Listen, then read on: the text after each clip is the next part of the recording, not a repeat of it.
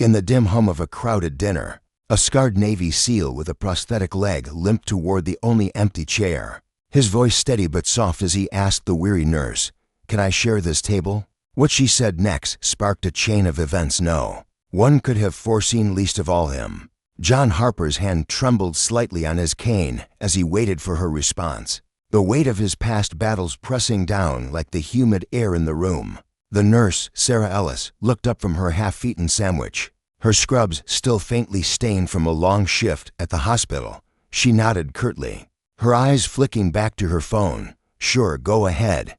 But as John eased into the seat, the clink of his dog tags against the table caught her attention, and she glanced at the faded Navy SEAL insignia on his jacket. A flicker of recognition crossed her face, or was it pity? John couldn't tell, but the tension in the air thickened, like the storm clouds gathering outside the window. Before I tell you what happened next, tell me in the comments where you're watching from. I love knowing who's listening. The conversation started innocently enough, with Sarah asking about the weather to fill the awkward silence. John, ever the stoic veteran, mentioned the ache in his phantom limb that always worsened before rain. She smiled faintly, introducing herself as a trauma nurse at the local VA hospital. "I see guys like you every day," she said, her voice carrying a mix of empathy and exhaustion. John's mind raced. He hadn't shared a table with a stranger in years, not since the blast in Afghanistan that took his leg and his confidence.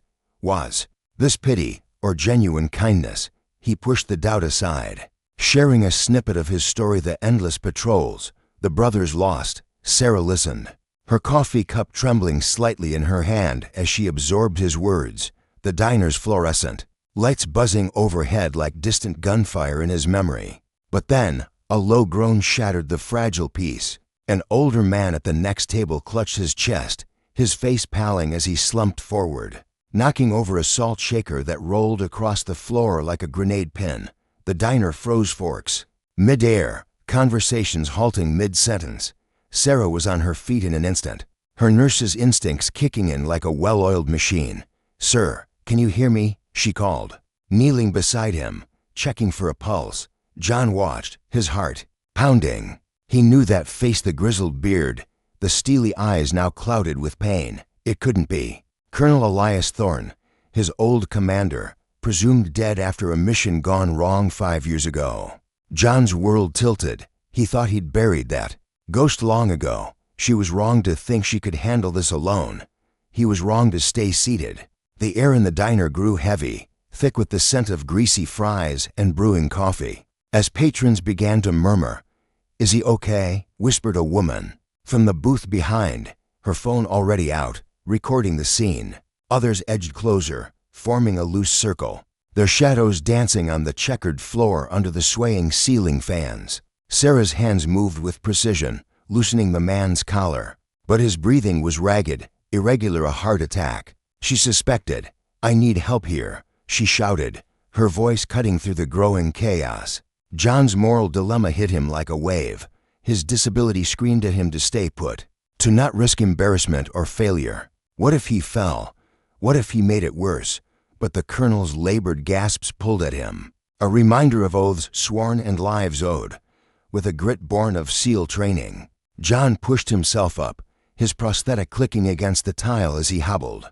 "Over, move back, give us space," John barked, his command voice surprising even himself.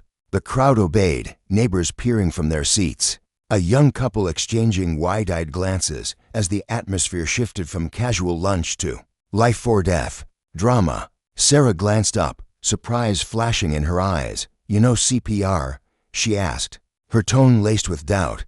John nodded, kneeling awkwardly beside her, ignoring the fire shooting up his thigh. Together, they worked in tandem, her checking vitals, him starting compressions, his strong arms pumping rhythmically despite the protest from his body. The colonel's chest rose and fell under their efforts, the diner's clock ticking like a bomb countdown. Dust motes swirled in the air from the disturbance, and outside, thunder rumbled, mirroring the storm inside John's mind. Had the colonel survived that ambush? Why here, now, in this forgotten town? As paramedics burst through the door minutes later, summoned by a quick-thinking waitress, the tension peaked. Sarah administered oxygen from her emergency kit, her hands steady but her mind racing. Was this stranger a hero or just lucky? John whispered to the colonel, "Hang in there, sir, it's Harper, your old point man." The older man's eyes fluttered open briefly, locking onto John's with a spark of recognition that sent chills through the room. Gasps rippled through the onlookers. An elderly man at the counter murmured, "That's no ordinary vet," while a group of teens huddled near the exit, whispering about recording it for social media. The moral weight pressed on everyone. Was it right to gawk, or should they help? Sarah felt it too, questioning if she'd dismissed John too quickly. Her initial curtness, now a regret twisting in her gut. But the real unbelievable twist unfolded in the ambulance's wake. As the sirens faded, Sarah turned to John, wiping sweat from her brow. "How did you know him?" she asked, her voice soft amid the resuming clatter of plates. John hesitated. His vulnerabilities laid bare the PTSD nightmares, the isolation since discharge. "He was my commander. Thought he died saving us." Sarah's face drained of color. She pulled out her phone, showing a photo. The colonel, smiling with a younger her at a graduation. "He's my father," she whispered.